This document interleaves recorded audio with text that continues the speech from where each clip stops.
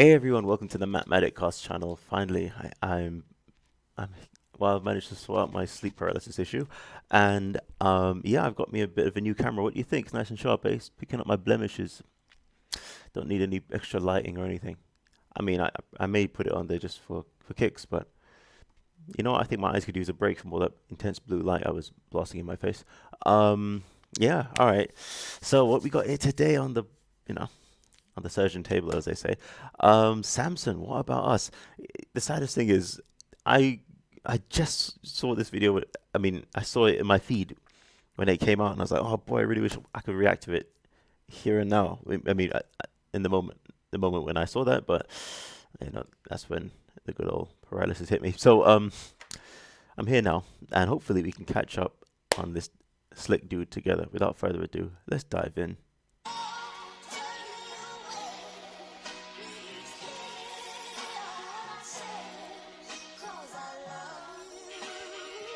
Give an inch, they'll take a mile. All right, Samson, drop it, man. Come on. Oh, don't tread on me. Those are words that I stand by, homie. It doesn't mean I'm gangster, it doesn't mean I'm country. It means that my life is in my hands only. I don't have money for security, I don't have armed guards that I keep snug around me. You don't think I deserve protection like you do, and that means you don't give a fuck about me. all right. What are we talking about right now? You know what's great about this? Every now and then, sorry people, I have something tucked away somewhere that I'd like to have handy when I'm doing these reactions, but I can't reach it in time. Anyway, screw it. I have to say, I have to move on. All right. Looking at Samson, this is the dude who put up that great piece. 46 equals 13. I believe the 46 so-called president equals 13 people left in. As the Hodgins would call it, Durka Burkistan. You know, I put that in my rap myself. Afghanistan. I tell you, people. There's something to be said for a dude like Samson, who is at the vanguard of, you know, standing up for yourself in the midst of all of this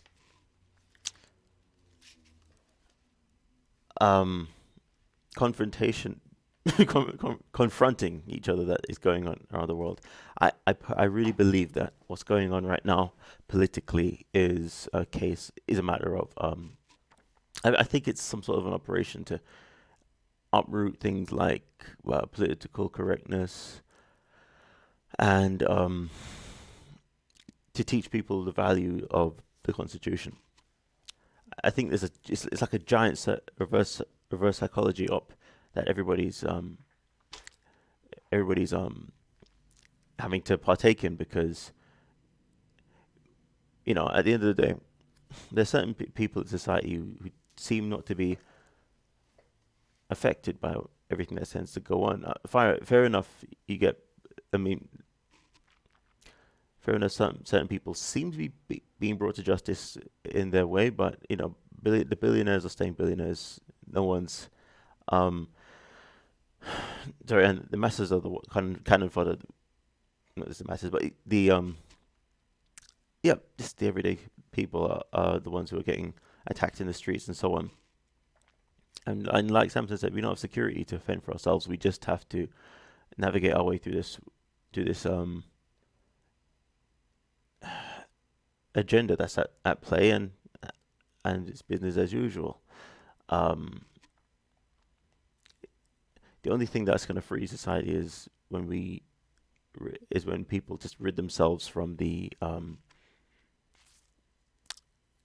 people rid themselves from the dependency on a so-called government that isn't upholding the contracts that we wrote up into that we wrote up together when we elected them as government, apparently. So that's the only thing that's going to save people are themselves. It's not all about security. Just keep the First and Second Amendment and just go strong in this era that we're going through right now. If what I said made any sense, I hope. If it didn't, then bear with me. Let's just get through this. Gated community, that's what you live in. Hatred and mutiny, that's what we live in. So come down here and hang with us for a minute. See if you leave with the same fucking opinion. Who's gonna help me out if I get robbed? What if somebody were to beat up my mother? Who gonna be there to save our lives? You? Nah, me, motherfucker. Amen. What did I just say? It will suffice. My Smith and Wesson will suffice. Anyway. The only one that's got my back. It's dog eat dog. These are not no cats. There's cops in Michigan that can't even respond to their calls because the cars ain't got no gas. Great. Police don't have any fuel. You don't know if they'll arrive when you I don't see a thingy flashing off it. to their calls because the cars ain't got no gas. Great. Michigan sheriff won't send cops to non-life-threatening calls due to gas prices. Non-life-threatening. Police don't have any fuel. You don't know if they'll arrive when you call them. The babies are starving. My girlfriend can't find a tampon, and yet somehow you and I are the problem. Jesus. Samson. You gotta love the dudes who just lay it out. Lay it out clearly. Bluntly. And aren't blunted. You know what I'm saying? It's just... You gotta love it when the non-blunted ones are the ones who are more blunt in their delivery in the rap game. I forget rap for a moment. This is just good old social commentary. His flows are he got a very stringent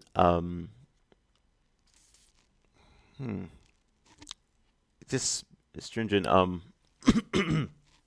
mode of attack when it comes to taking on these topics, and that's what I love about it. Somehow. I've never brought a gun without having my background scanned and approved. The only loophole I've seen on a gun is the one that you put a fucking lanyard through. It's not true that you can go to the store and just swipe your card and get a Glock and run. It's funny, the people that say that shit have literally never even shot one.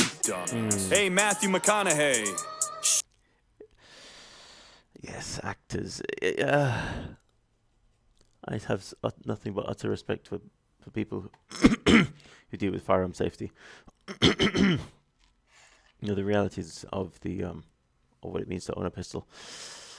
Anyway, Matthew McConaughey. Shut the fuck up. Just cause you've murdered people on screen doesn't mean you know shit about guns, you dumb fuck. What, you worried about us? What about all of those violent movies that you played? How about you go talk to Alec Baldwin before you start telling me what to do, okay? Uvalde? I was horrified by it. That's your hometown, you were born right by it. It probably cuts deep and I hope that it does, cause you work in an industry that glorifies violence. It's more your fault than it will ever be mine. Lord only knows how many crimes that you've influenced throughout your whole career, cause I've seen you kill people plenty of times. What do you think is gonna cause a shooting? A YouTube video of a gun review? Or a Hollywood murder scene that seems so realistic it looks like it's from the news? So next time that you wanna point your finger with a stupid opinion and chime in with it, remember, it ain't me that they're trying to be like, dog. It's you that they're trying to mimic. Dog. Is it me, or is there like a bit of a red glare that or tint that he uses just to intensify a few bits of his emotion? Or is he actually boiling with rage? I don't know, but I love that take. Even though that take was a long time coming, but it's ever relevant. I feel way more safe in a place where the people are legally armed. If something happens like a mass shooting, I have a way less chance of being lethally harmed. The criminal is gonna think twice if he knows everybody is a piece underneath their clothes. And Mayor Lightfoot will probably tell you different, but have you seen Chicago? Yeah, I can't pause it every time because I got a bit of a deadline today, but boy oh boy. There's one thing I can add to this. It's thank God for people sticking up for themselves these days. There's a shop, just as of the time of this recording, there was a store owner recently, an 8-year-old dude, who blasted an intruder who's trying to rob the place. He got a heart attack after the stress of having to defend his business. He didn't even slay the person. He just, I believe, maimed them, and they went off screaming and running away. That's the only way. The First and Second Amendment truly is the best thing ever. I mean, to me, even there. Oh my gosh, have I got like a green screen filter on this thing? What's going on with my? Anyway, my camera. Blimey, let me just finish that thought. Okay, there's a video going out the other day about a store employee. No. A store employee, an old Caucasian gentleman, using the N-word, and his manager or boss giving him a big talking to over the word. Now, fair enough. As a boss, you talk to your employees the way you will.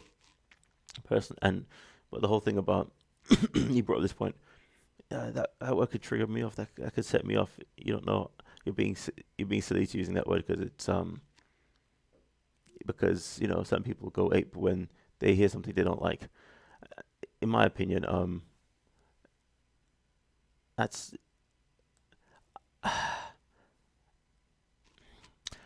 in my opinion, people going crazy because they don't like what they hear is no deterrent to what you say. It's just an extra incentive to embrace the Second Amendment. People can go crazy for thinking that you say the wrong thing. So I don't think anyone should bite the tongue over anything. And I don't care about the N word, by the way. If anyone wants to call me that in the comments or anything, please go ahead. I really don't care. And if anybody wants to call me it to my face, I don't care either. I don't even use it in my rap site. I could say it in a context like Joe Rogan, but to refer to something, but it comes down to people want to try you, and you have the right to defend yourself. That's all. You have the right to speak your mind and defend yourself. That's essentially it, people. So, yeah. Let me know what you think about what Samson's talking about right here when it comes to how seriously and how much we should embrace the Second Amendment in this ever trigger happy and trigger sensitive world, if you will. Anyway, keep going. And no, before you ask, I don't want to be like Canada either, and I don't want to be like Australia. I'm sick of everybody using them as a humanity meter. There's a reason that they can do whatever they want to their citizens, like fucking throw them in camps. And there's a reason that our government doesn't even try that shit, cause they know that they can't. If you don't think for one split second that if we didn't have our Second Amendment, the government wouldn't overstep its boundaries and make us do shit even when we're against it, you're out of your mind. I don't give a damn where you stand or how or what you vote. That's dandy and fine if you trust Uncle Sam, but I, for one, fucking don't. And why would I? What have they done? Give me a reason for me to believe them. They want to trade me a little security in exchange for a big ass piece of my freedom. They don't want to take away guns cause they care about you and they want to keep you safe at night. They want to take away guns cause it's easy to control people if they don't have any way to fight. Hey buddy, what your little AR-15 gonna do when the government comes to take it? Well, Ukraine started handing out rifles to all of the citizens when the Russians invaded, so... He's bringing up so many good points here. Every idiot on the left, who's pushing for, it tends to, essentially people who overset their boundaries and trying to control what you can do in your own personal life, especially with regards to how you, when it regards to meeting your needs, such as your survival. The people who go around with an opinion about that and trying to, and not just an opinion is fine, but when people try to enforce a standard of living about that to incapacitate you,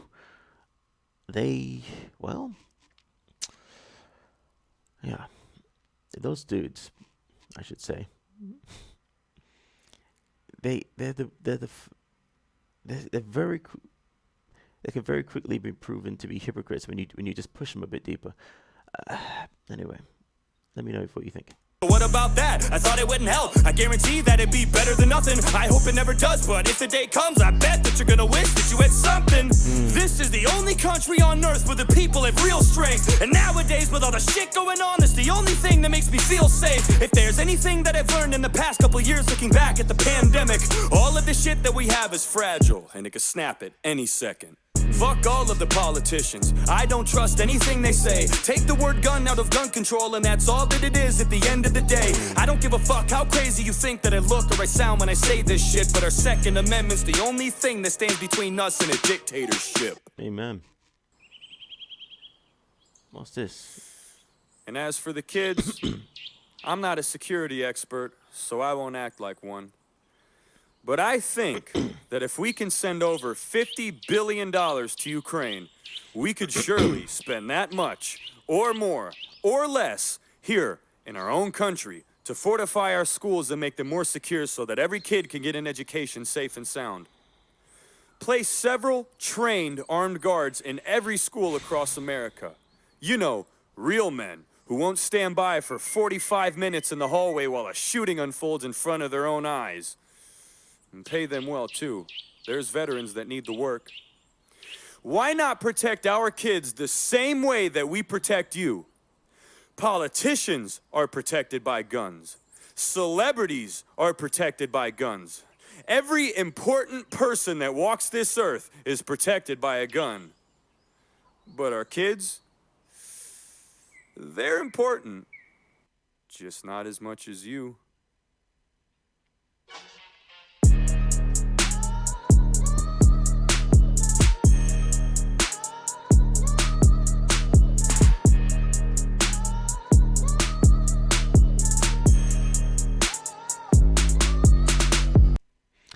Amazing. Powerhouse at the vanguard of common sense. Protect banks, but not schools. Bloody hell. I even feel the same way about fast food restaurants. I personally think that staff. I mean, this is America. I mean, in America, staff who work at fast food restaurants should all be packing. I've worked at McDonald's and I've had weird characters just show up there, and I'm thinking to myself, there's nothing protecting us. If anybody was to come in here and do something, the police station is way down the road. They could do, they could start some nonsense and go away. I mean, you're not even safe from the staff, and well, I won't get into that story, but sorry, I mean managers, but yeah, you must defend yourself, people. This is the only way. This is why Neo said, I need guns, lots of guns. People, let me know what you think in the comments. God bless you. Where we go one, we go all. Peace.